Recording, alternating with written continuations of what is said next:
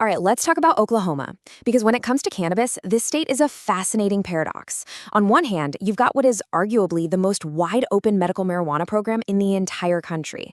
But on the other hand, voters there just handed recreational cannabis one of the biggest defeats we've seen in years. So, how can one state be so incredibly open and so firmly closed at the exact same time?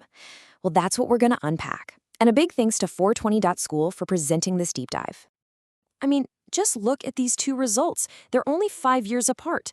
Back in 2018, State Question 788, the medical bill, it passes pretty comfortably, right?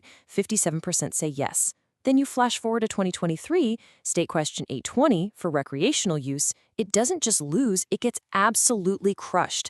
Nearly 2/3 of voters said no. That is a massive swing. So that's the big question, isn't it? Why? Why would a state that basically created a blueprint for easy medical access just slam the door on recreational? Well, it turns out, to really understand that big no, you first have to understand the wild yes that came before it and all the chaos that followed. So here's our game plan.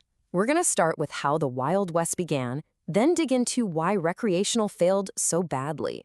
After that, we'll look at the huge market correction, the new era of tough enforcement, and finally, we'll try to define what Oklahoma's cannabis future really looks like. Okay, so let's rewind to 2018. It all started with a medical law that was unlike anything else in the country. It basically threw the doors wide open and kicked off a cannabis gold rush that quickly earned the state its nickname, the Wild West. The secret sauce was right here in the law itself. See, unlike other states that have this really strict list of qualifying conditions, Oklahoma's State Question 788 let doctors recommend cannabis for any condition they thought it could help. This one little detail was a game changer. It basically created a proxy for adult use.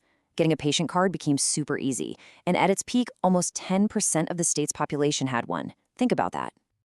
And get this, the patient limits were incredibly generous. You could legally carry 3 ounces of flower on you and have another 8 ounces at home. You could even grow 6 mature plants and 6 seedlings. These kinds of limits really blurred the line between what's medical and what's just personal use, and that set the stage for everything that came next. But that wide-open, anything-goes medical system, it ran headfirst into a political brick wall when activists tried to take that next logical step to full legalization. So let's break down exactly why recreational cannabis failed so decisively. And wow, this chart really says it all, doesn't it? You go from a solid 57% victory for medical all the way down to a dismal 38% for recreational. All that energy and excitement from 2018, it was completely gone by 2023. But here's the real kicker. It wasn't just a loss, it was a total wipeout. State Question 820 failed to win in a single one of Oklahoma's 77 counties. Not one. Even the big cities that had overwhelmingly supported the medical bill turned around and voted no. It was a statewide rejection, plain and simple. So what on earth happened? Well, it was kind of like a perfect storm.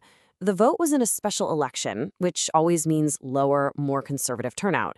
Opponents also ran a really smart campaign, tying legalization directly to all the problems people were seeing from the Wild West medical market. And honestly, a lot of folks just felt like the medical program was already so easy to access. Why did they even need a recreational one?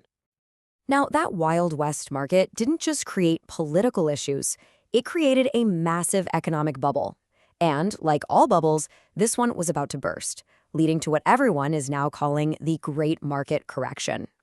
Okay, you have got to see this number because it explains everything. A state study in 2023 found that Oklahoma's licensed growers were producing, get this, 32 times more legal weed than its patients could ever possibly consume. 32! That insane oversupply just crashed prices and fueled a huge black market, sending cannabis to other states. And the result of that oversupply? A total market bloodbath. Between 2023 and 2025, the total number of cannabis businesses dropped by more than half. The number of growers got cut by over 56%. Thousands of businesses that had jumped into the boom just went bust. So, faced with this total market chaos and all the reports of illegal activity, the state government decided its hands-off approach was over. The crackdown began, and it kicked off a brand new era of really aggressive enforcement. The guy leading the charge was the Attorney General, Gentner Drummond, and he did not mince words. He said Oklahoma had been exploited by transnational criminal organizations that were using locals as straw owners to get licenses illegally. So he put together a special task force just to hunt them down. And the results from that task force? They've been staggering. In just a couple of years, they've shut down over 7,000 illegal operations, seized hundreds of thousands of plants, and filed over 150 criminal cases. This was an all-out war on the legal market that had been hiding in plain sight. For the legal businesses that actually managed to survive all this, the rules of the game changed completely.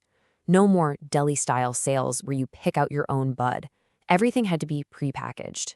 A super strict seed-to-sale tracking system became mandatory, and now every single employee has to get a credential, which means background checks and training.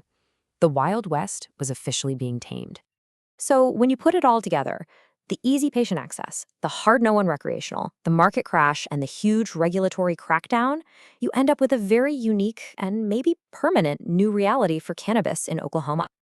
We're calling this new model Medical Only Plus. Think of it as a hybrid system. On one side, you've got near universal access for anyone who wants a medical card, so it kind of works like regulated personal use. But on the other side, there is a hard, very firm wall against a full recreational market, and that wall is built with tight regulations and tough enforcement.